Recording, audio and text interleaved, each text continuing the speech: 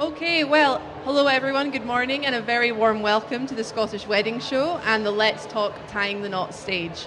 My name's Olivia Simpson, I'm staff writer with Tie the Knot Scotland, which is Scotland's #1 wedding magazine. You can come and see us on stand 428F, which is up near the catwalk, or you can pick up a copy from the back just there. We've put together a programme of informative talks and Q&As from some of Scotland's leading wedding industry experts that will hopefully offer lots of practical advice and inspiration to guide you on your journey to the top of the aisle. In a moment, I'll pass over to Rachel here, and at the end there'll be an opportunity for a Q&A, so do save any questions till the end. So our first speaker this morning is Rachel Snedden of Edinburgh Bridal Boutique, Rachel Scott Couture. You can see her this weekend on stand 424B. Rachel is going to talk through how customisations and accessories can really elevate a gown and help you make it you. Having built her multi-award-winning bridal business from scratch almost 20 years ago, Rachel personally handpicks each dress in her couture collections from designers including Sassi Holford, Suzanne Neville, Vivienne Westwood and Halfpenny London. Rachel has remained true to her original concept of providing the very best quality product and service with the customer's happiness always at the centre of everything she does. With her trusted reputation, Rachel knows what it takes to style a complete bridal look. So, over to you, Rachel. Right, thank you. It's quite funny hearing my whole summary there. That sounds quite good. So, bridal styling, from my point of view, the biggest thing that I would always say when you're thinking about your bridal style is to think about who you are as a person. So, although we use, I suppose, superficial forms of dresses, as accessories, but I would always think about you as a person. What is your own personal style, and less about the dress and more about who you are as a person? Are you loud and outrageous, or are you quiet and retiring? Are you romantic? Are you playful? These are the things that I'll be using in terms of how to best style your dress. And also bearing in mind that nobody's expecting you to know what your bridal style is.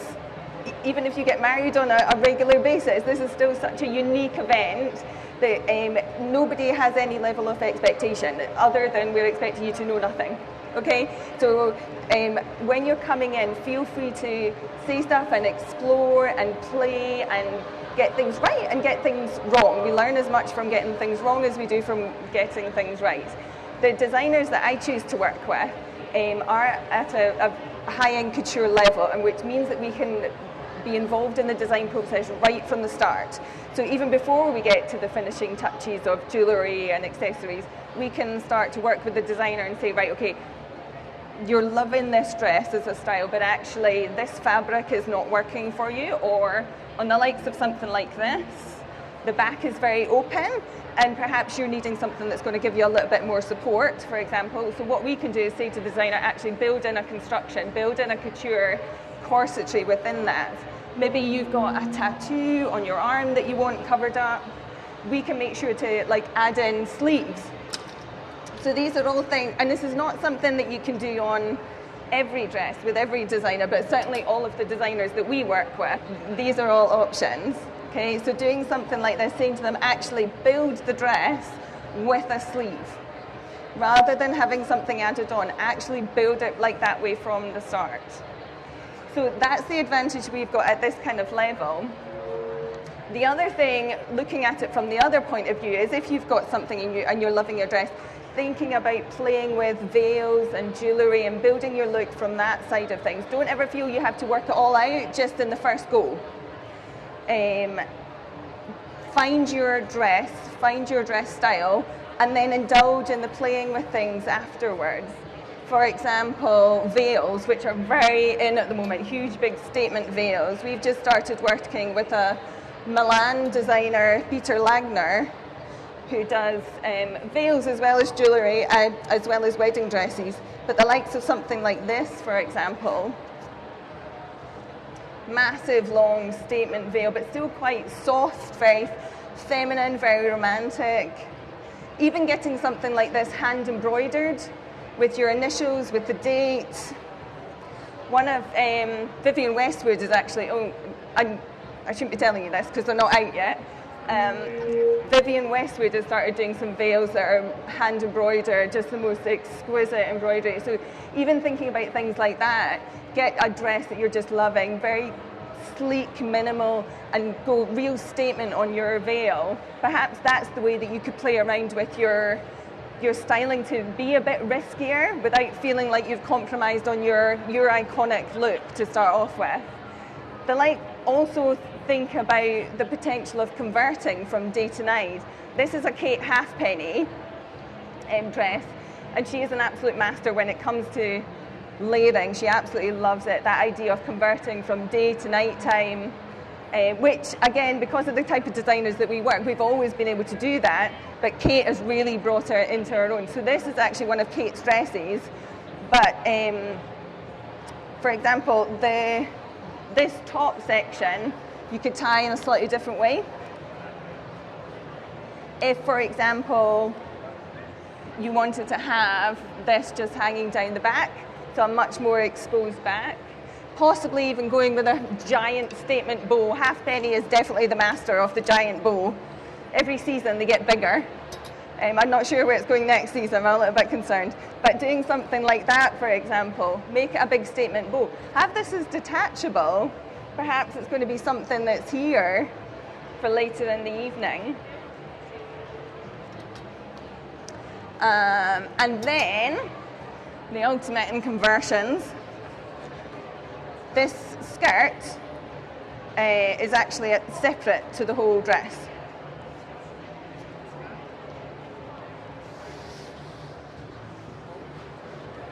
So that could be your evening look. Or indeed, this could be your look for the entire day. If you're thinking about going for something like a giant statement veil or a bow. And again, having something like that allows you to kind of play with the look for the evening. Always make it personal. That would be my thing, is always to make it personal. And I sort of see the difference between things that are trendy. Bows are very on trend for the moment. Statement veils are very on trend for the moment. And then you have your high fashion look. Your iconic look. Something like this has always been the height of fashion and will always be the height of fashion. And then you have trends that will come and go. And if you're somebody that loves that idea, then you want those trends to come and go. Giant big puff sleeves. Vivienne Westwood again. Gloves is the next big trend that's in. But knowing just what's so something like that, these are actually sleeves, but for next season, these are going to be just gloves that you can wear full length, very old, glamorous styling. So thinking about that kind of idea as well. Never be afraid to take risks. Well, never be afraid to take risks, but don't do something on your wedding day that is not you. Always make sure that it's entirely you. Safe always sounds like it's a bit of a bad word. I think sometimes safe sounds as if it should be dull, but actually it's not. On your wedding day, you need to be in something, well, I certainly believe you need to be in something that's just giving you total confidence, making you feel quite relaxed, that you can just be you and enjoy your day. So whatever that is, I think it's important that's your kind of look. So if you are somebody who's super edgy and outrageous, you need to be outrageous and on your wedding day. If you're always in trainers, I'm not. If you're always in trainers, wear trainers on your wedding day. If you always have your hair up for a special occasion, wear your hair up for your wedding day. Winter time is a great way. We have lots of options in terms of winter in Scotland to be able to do a pop of colour. Try it out. Don't be afraid to have a little bit of colour. A little knitted jumper. Something like that could be really fun. Whether you have it just as it is, something that is, I love a bit of style with substance. So nothing ever that we do is superficial or doesn't have a purpose. It's got to look amazing, but it's got to look like you had it there for a reason. Something like that. Again, even if you're then teaming it with a belt. There's one on the stand, we've got actually a cardigan that we've just gathered in, nipped in round your waistline. But I think that would be my biggest thing, is to make it personal, but always just to play and experiment. And so, questions. Anybody got any dying questions for me? I bet there's loads. Stuff that you think you would know. Is anybody like scared of kind of styling? Yeah. I think that it can be so intimidating, and that's always what we want. It's why we have sort of private appointments, everything, so you can come in and you can play around with your ideas. Mm-hmm. Yeah, I've got a very minimal dress, but it's a ball gown, mm-hmm. So I'm scared on how I can make that like into the evening. My friends all get a big bow for the back, and I'm not for the bow. So I don't know what to do. Like, do I go big hair accessory? Yeah. I'm not sure. So you've just reminded me about my hair accessories. So basically, I started, so I've got Rachel Scott Couture, and then I started up my accessories business, which is a whole separate room by itself for exactly that kind of thing.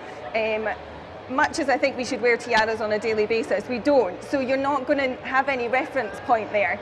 So we've created a really safe space where you get it totally private, and then bring your dress in. You don't have to have got a dress from us. And then we just start trying things out, because then suddenly you have those references.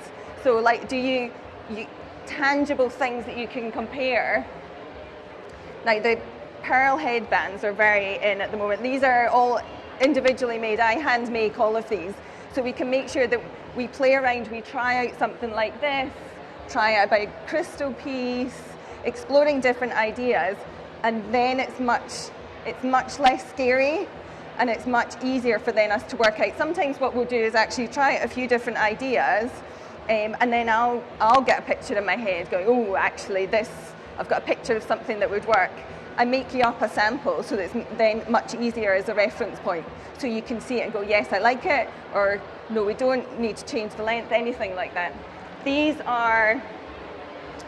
is actually an arm cuff that I made. So you thread your fingers through the lips, and it comes right up the arm in whichever colour. And it's that kind of look that would really change from day to night time. It would make a big statement without actually feeling like you're having to work hard at it. But this is not something that you're going to find on the internet or walk into a shop and go, yes, that's the one I want. That's why we've got that safe space, so you can come in and do the playing, do the experimenting. So did we have any other questions from the audience? No one else need a tip or trick? No? Well, I've got a quick question for you. Okay. Are there any silhouettes you're particularly excited about going forward? Is it all about the mermaid? Is it all about the ball gown? What are you seeing? Silhouettes is a really interesting one, because those 20 years ago when I started up, so there's a lot of jargon that goes on in bridal wear. So A-line shape is very much what we had there. It just technically means it's going in a straight line down the side seams, whether it's a big angle or whether it's a really narrow angle. Fishtail tends to be change angle at some point, but it can be very dramatic or it can be very, very subtle. Fit and flare is the one that came in, which is essentially a fishtail, but it just hits out higher up. But that only came in maybe about 5 years ago. The shape had always been there, but it's just somebody gave it a new name. Right. So I would abandon the jargon. It doesn't matter whether you know the names of the fabrics. And I come from a position that I know fabrics, I know shapes, but let us do all of that. I just need to know whether you like it or not. If you put something on and it feels good, go with it. But again, we have the privileged position that if you come in with our designers, if you don't like it, we get it kicking out from an inch higher up, or make the skirt slightly narrower. It's options that are really good in terms of... Coming into your shop just sounds so much fun. You just get to play dress up and try out 100 different things. Mm-hmm. I might need to book in, not engaged, but I might just come along. Why not? Sounds good. Did we have any final questions before we wrap up? Remember, you can find Rachel on her stand, which is just around the corner there, stand 424B. So if you have any questions, but you don't want a microphone in your face, I totally understand. You can find her around there. Yes. So thank you very much for listening, and don't forget, we've got several other talks throughout the day. Thank you, and thank you, Rachel. Thank you.